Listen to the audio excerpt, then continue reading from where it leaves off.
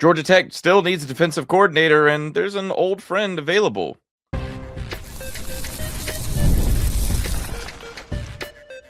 You are Locked On Georgia Tech, your daily podcast on the Georgia Tech Yellow Jackets, part of the Locked On Podcast Network, your team every day. What's going on, everybody? Welcome into another episode of Locked On Georgia Tech. I'm one of your hosts, Caleb Johnson. I wasn't smart enough to get into Georgia Tech, but I'm plenty smart enough to talk Georgia Tech sports. Taking this daily journey with me, covering the Yellow Jackets, is my co-host, Jarvis Davis, who's been covering Atlanta sports for the last 15 years. We want to start off by saying thank you for making Locked On Georgia Tech your first listen of the day, part of the Locked On Podcast Network, now the #1 sports podcast network. We're free and available wherever you download your podcast, and wherever you go to download them, make sure you leave us a 5-star review. Today's episode is brought to you by Regiat. If you've been thinking about taking the next step, now's the time. Head to regiat.com/lockedoncollege to get 15% off your order for a limited time. Regiat ready, feel present, feel confident, feel ready. Today on the show, we will get into who's joining Luke Harper in the tight end room, who could replace Harrison Moore. But first, Jarvis, we had a conversation on our last episode talking about the unfortunate departure, I would say, of how things are looking, losing another coordinator and having a defensive coordinator go back home to his alma mater. All right, it's all fine, well, and done. Even if pen has not yet been put to paper, it has not yet been official.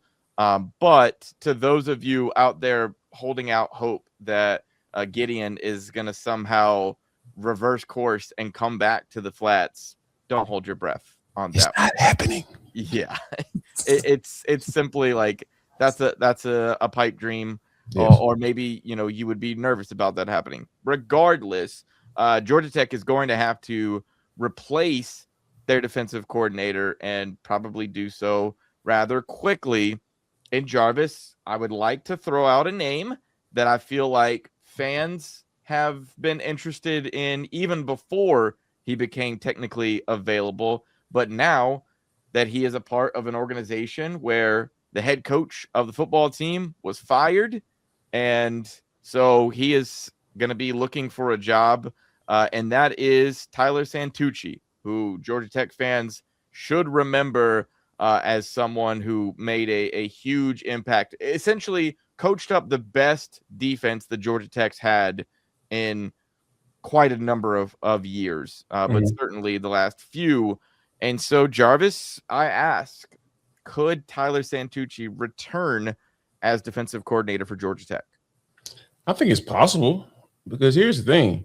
We know that Brent Key loves looking at multiple guys, right? Multiple people. Yeah. He's talked to Chip Kelly, Corey Dennis, the offensive coordinator from ODU, apparently, allegedly, reportedly, and then landed on George Gotti. And then he had, 33 more guys that he talked to, allegedly? Apparently, so, but in all seriousness, though, when it comes to figuring out who is going to be your next defensive coordinator, obviously, when you're talking about marrying both sides of the football, I think you talk about the offense, and George Gotti said this with the local radio station here in Atlanta, talking about how the basis of their offense is going to be running the football. Well, my basis for a defense is being able to stop the run. That's one of the things that Tyler Santucci's defense did really well, to the tune of being 30th in the country against the run. I love that type of stuff, because if you can stop the run, man, like, it opens up a lot of things for you, especially when you can play a little coverage, because your front is getting after it, getting off the ball and getting those TFLs and getting off blocks and helping those linebackers flow freely. That's what that tells me. And that stuff has to be coached. Now, you can get some athletically gifted guys that do it naturally, right? But I think that when you are dealing with mostly 3-star guys, then 3-star guys are guys that you have to add a little coaching to, and you can get them to NFL type talent. And we saw that this year with guys like, Keelan Rutledge getting opportunities, Mari Harvey getting opportunities, of course, Haynes King getting opportunities. All those things add up to being able to be in a situation where you have the basis of what you want to do. So, and Tyler Santucci does that. He will marry very well with George Gossett. If you have a team that is running the football, that means you're controlling time of possession. Your defense is rested. And when they come on the field, that means they're fired up and ready to go. And they're able to get those 3 and outs, and they're giving the ball right back to the offense. And then they're going to sit down and have a drink a little bit, drink some water. Water, people. I'm done. Yeah. Far. But I think it would behoove Brent Key to at least give Tyler a call. Give him a heavy big head text. That's all. You know what I'm saying? Initiate the conversation, Brent. Yeah, I definitely think, it's a situation where you say, hey, when George, gets on a plane and comes down to Atlanta, bring Tyler with you. Yeah. Just because obviously we know Tyler Santucci was hired as the linebacker coach for the Baltimore Ravens. John Harbaugh was fired this week. And so that's how he becomes technically available. Now, is it, and like clearly we're in the speculation mode here. Is it likely that Tyler would follow John Harbaugh to his next NFL job? Sure.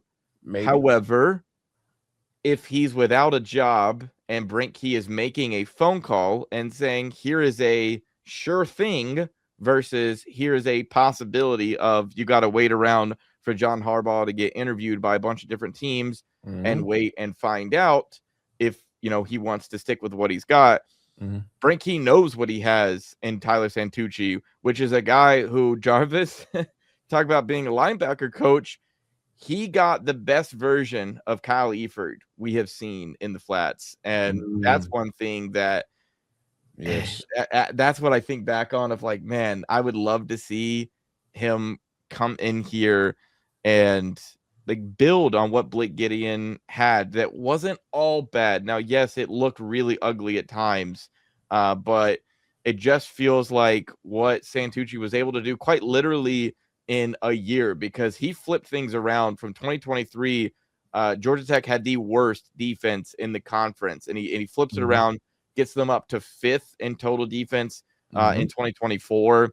And then obviously, Blake Gideon takes over and isn't able to keep it on quite the same level, but there was a lot of different reasons into that. And obviously we've talked a lot about that in the past, but it's seeing players that a guy like Kyle Eford, who I think fizzled out this past season and did not play up to his potential, and knowing what he was under Tyler Santucci is the reason that I go like, man, could Brent Key throw enough money at Santucci to get him to come back to Atlanta and coach, and maybe just sell him on, hey, do this for a year. And if other NFL options pop up again, that's because it feels like Key's got to take this at a year by year basis. And he's not hiring anybody with the hopes of, I'm keeping you around for, 3+ years or whatever.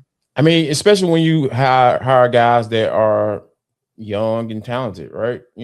Hey, look, real quick though, Jarvis, when it comes to the offensive side of the ball, if Gotze doesn't get it done in year one, I don't care about his age. Like, yeah, fair, fair.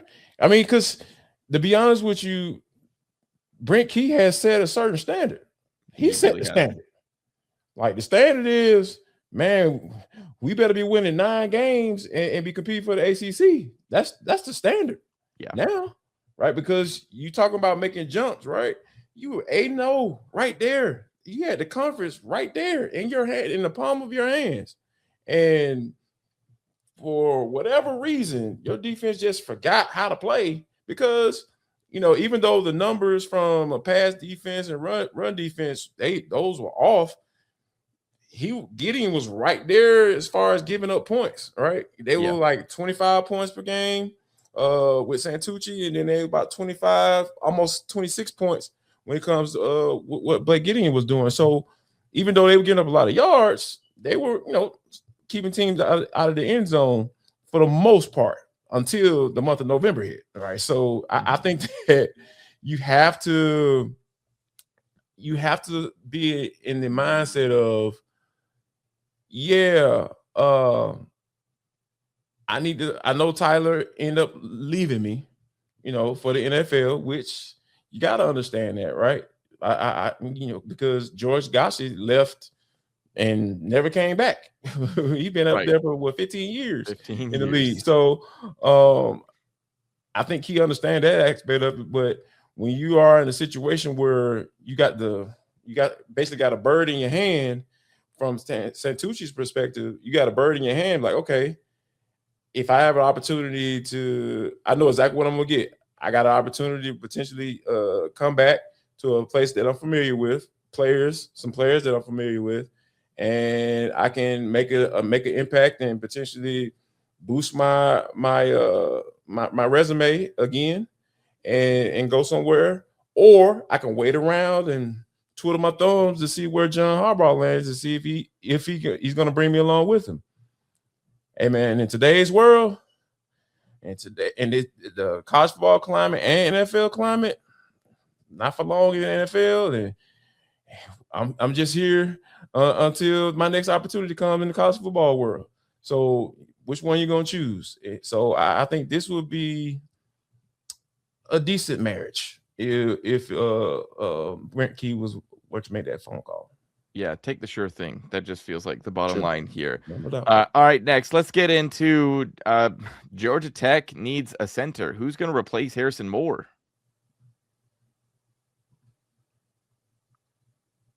The college football playoff is here, and FanDuel is giving all customers even more ways to get in on the action every single game of the playoffs. Because right now, every college football playoff game day, FanDuel users get a profit boost waiting for them in the app.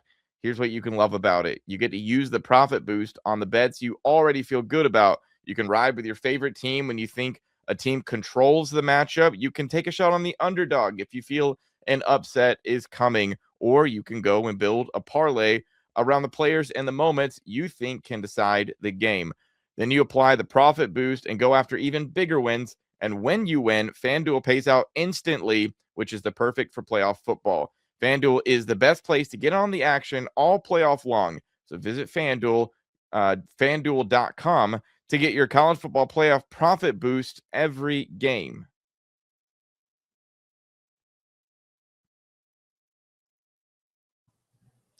We want to thank you guys for making Locked On Georgia Tech your first listen of the day. Thank you for making Locked On the #1 sports podcast network. You already live your team every day. Now take it up a level and go ad-free. Join the Everydayer Club and get Locked On Georgia Tech with no interruptions, members-only Discord access, and more, all for just $5 a month or $50 a year. Go to lockedongeorgiatech.supercast.com or check the link in the show notes to learn more. Well, Georgia Tech had already lost one center with Tana Allo a few weeks back, and now Jarvis, they've lost their other center who started games in Harrison Moore as he is hitting the transfer portal. It's looking like Georgia Tech, it's going to be a position of need that they need to address. How do they go about replacing him? Well, first of all, he going down there to those blue and orange folk down there with the bus. So apparently, reportedly, because he can change his mind at any moment. That's how it works. But no, man, the one thing that we've had conversations talking about how I know I felt. I'm not gonna speak for you. You may feel the same way. There was no sense of urgency when it comes to the offensive coordinator, or maybe George Gossett was the guy all along. Right, that was part of Brent Key's plan. I don't necessarily believe that. Yeah, I don't believe that. So I feel like there was no sense of urgency as far as getting that spot filled, because you can't go into transfer portal weeks without that, knowing what type of scheme you're going to run, because it's kind of a hard sell.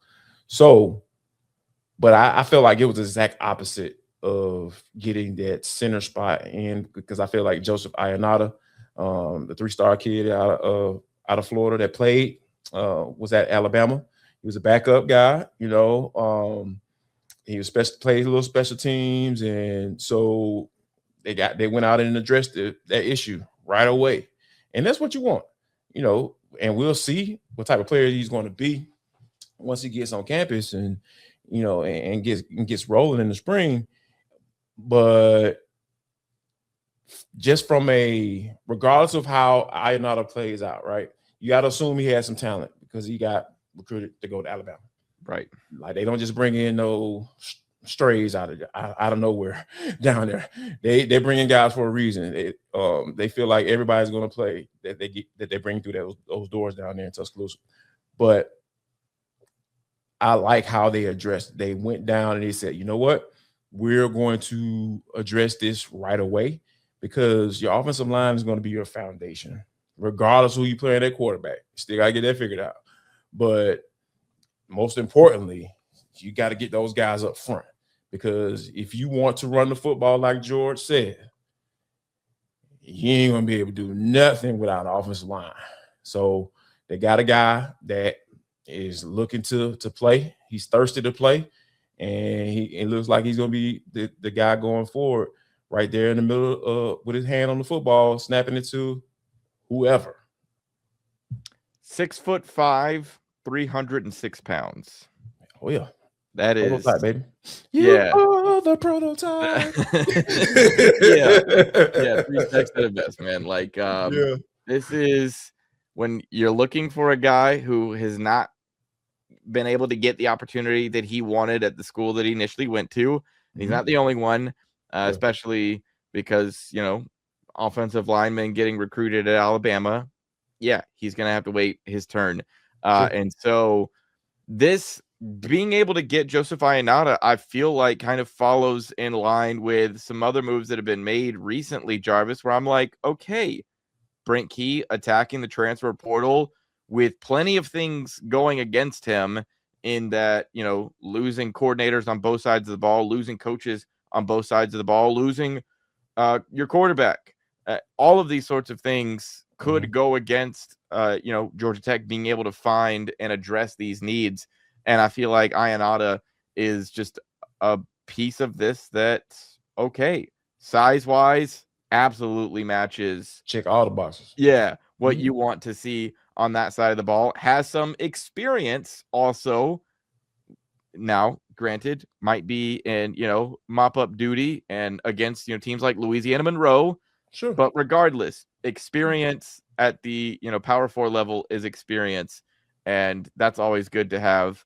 And so it feels like this is money well spent with Harrison Moore going out the door. And like I said, you already knew about Tana Allo going out the door. So being able to replace those two guys and get someone like Joseph Ayanadé makes you feel pretty good. He's not the only offensive lineman that's been brought in, though, Jarvis, as Brent Key also able to go to the transfer portal and get Markel Samuel, a guy who is out of Oklahoma State, and then before then spent some time out of App State. What do you kind of think of the type of prospect that Samuel can be? Well, he was a guy that dealt with injuries last year. He was only able to play in one game against UT Martin, and then he ended up getting hurt in the pregame festivities in the second game and was done for the year. So, like, the thing about this whole portal world that we live in, I want to know why you transferred. And the thing about Ayanadé, he was at Alabama playing offensive line and won't get no playing time. I can understand that. I get it. That makes all the sense in the world, because what you don't want to hear is like, oh, he was starting for 3 games and then all of a sudden he just stopped playing. And you don't hear anything about after that. That's a little red flaggish to me. But, you know, somebody was better than him at Alabama. I'll take that. I'll take that, you know. So, you know, but when you look at what Markel was able to do at App State before he went to Oklahoma State, you know, he was all conference guy. So you understand that there is talent, right? And I would prefer him as a run blocker, all right? And that's according to George. I'm gonna be saying that a lot. for all you listeners and viewers. So, just bear with me here. According to George, they want to be able to run the football. So you kind of understand why you went after a guy like Markel. So, these are some of the things that I really like, regardless of who's coaching and who's throwing the rock. Like, you going out there in that portal, you hitting it hard, and you get some offensive linemen here. And I think that, even though Markel is a tackle, it's possible they might bump him down the side. That could happen. It's possible there's some open spots at the guard spot, so he can move down in there. And if he's run blocking seems to be his forte, yeah, you can put him down there in the box, and the phone booth and let him go to work. So this is what I really appreciate about Key, and I'm not surprised. He's right. Lineman. Yeah. So yeah, I'm gonna hit this portal hard to get these big boys up front. And then we'll figure out the quarterback situation once we get our OC down here and start having some conversation with some folks. 6'5", 306, and now with Markel Samuel, 6'4", 305. I like the way that Brent Key is addressing this offensive line, going and getting some big boys. All right, coming up next, who is joining Luke Harper in the tight end room?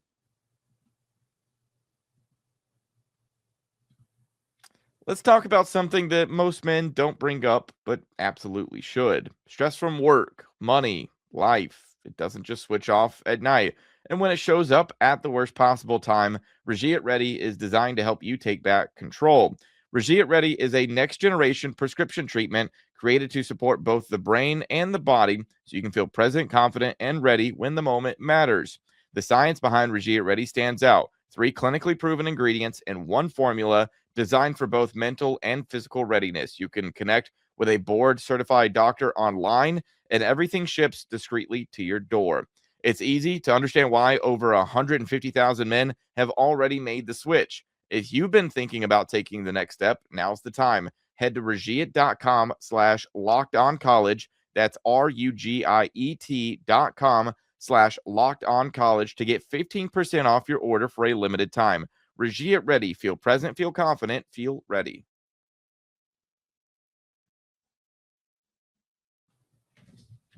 All right, Jarvis, offensive line, not the only place that's getting addressed. As we talked defense on our last show, potentially offense with one guy who's potentially going to play both sides of the ball with Mbakwe, but he also he made a point to show on social media. It seems like he's wanting to play corner, but on the offensive side of the ball, there is another.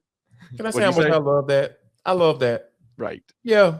I want to play corner. Yeah. Because I can. And I'm really good at it. Yeah, man. Let's go.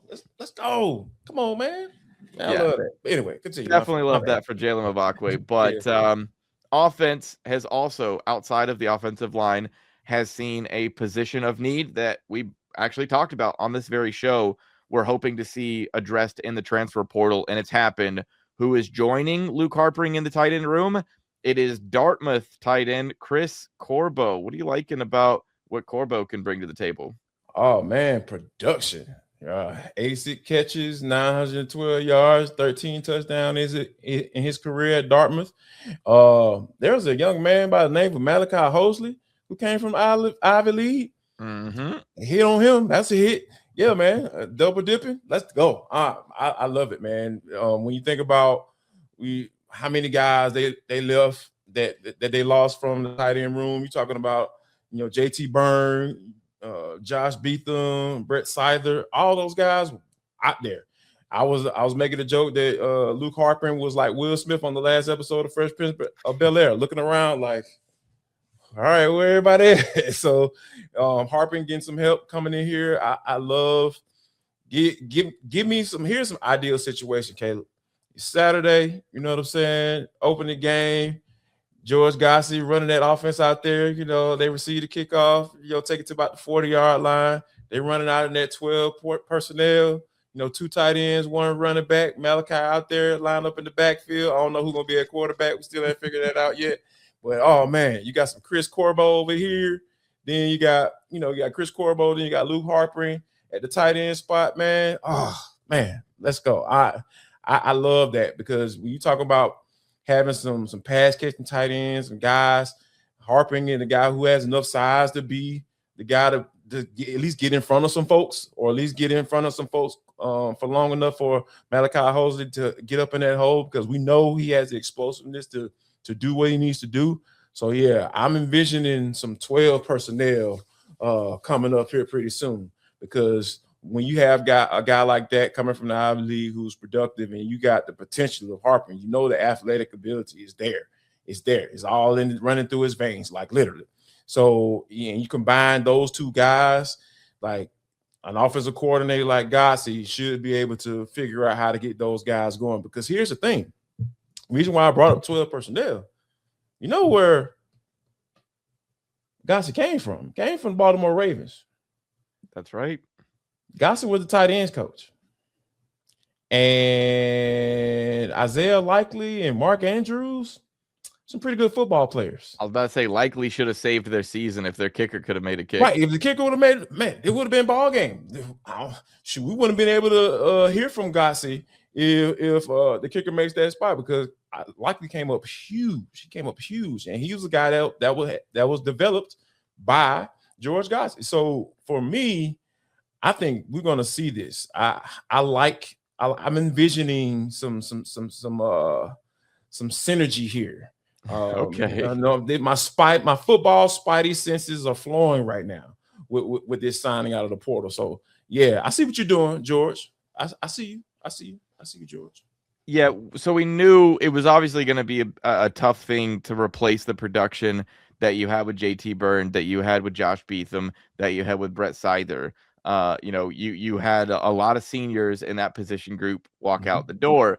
And so, not to say, Jarvis, I know you were making the Will Smith comparison earlier, not to say that Connor Roush, Kevin Roche Jr. aren't going to add something to this tight end room. I know that, they also signed a couple of guys on National Signing Day, and Jack Richardson.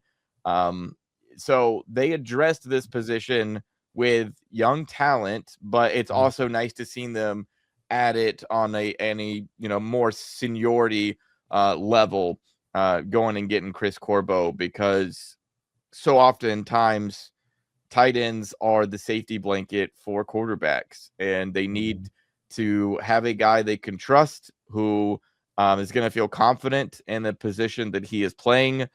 I love going and addressing this with, a 6'5" type pass catcher. Not to say that blocking tight ends aren't important. They are. Caleb. They're very important. And I want guys who are able to do both.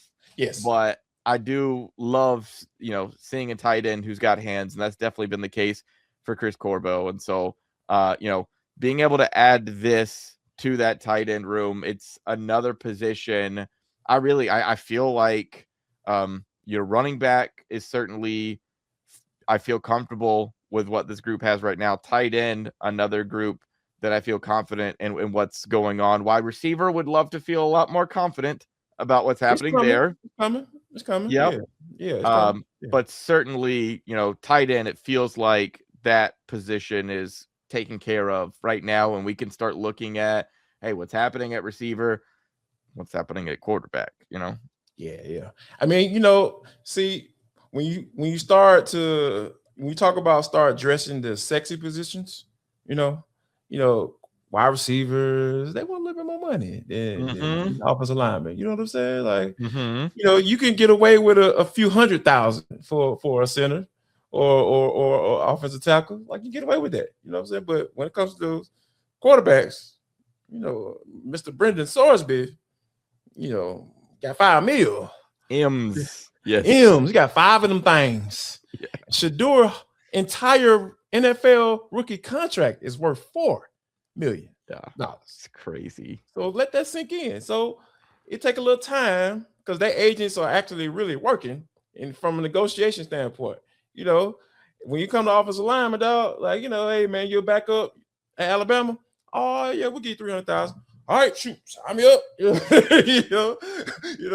But when it comes to these quarterbacks that did some numbers last year and they're trying to cash out, So we want to start off at $2 million.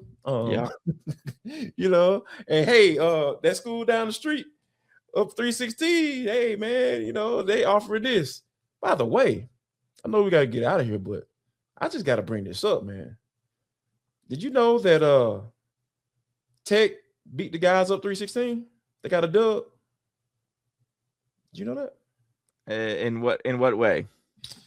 So Jalen Mbakwe was in Athens. Yeah, that's right. When he committed to Tech. So I don't know about you. In the offseason, I'm all about small wins, man. Because small wins add up to a win. You know what I mean? Like, that man committed to Tech while he was in Athens, man. You know what I'm saying? So, hey, all the guys up 316, that's a dub, baby. Eat that W. All right, Jameis. Yeah, it's time for us to close the show out. Yeah. It's all Jameis Jarvis. Right. Yeah. We're all going together. Yeah. All right. On that note. How do you segue out of that? I have no idea. That's why, Jarvis, you know how we're gonna segue? Yes. All right, that's gonna do it for this episode of Locked On Georgia Tech.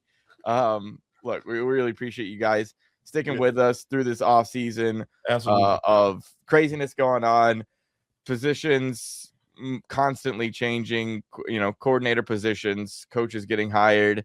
We're still waiting around for a quarterback, and so we'll bring you that information the moment that we get it, as well as who gets ultimately hired as defensive coordinator. But we want to make sure, join the Everydayer Club, guys, and get Locked On Georgia Tech. It's no interruption, so you don't have to worry about any commercials, anything like that. You get a members-only Discord access and more. It's $5 a month or $50 a year. Go to lockedongeorgiatech.supercast.com or check the link in the show notes. For Locked On Georgia Tech, y'all have a good one.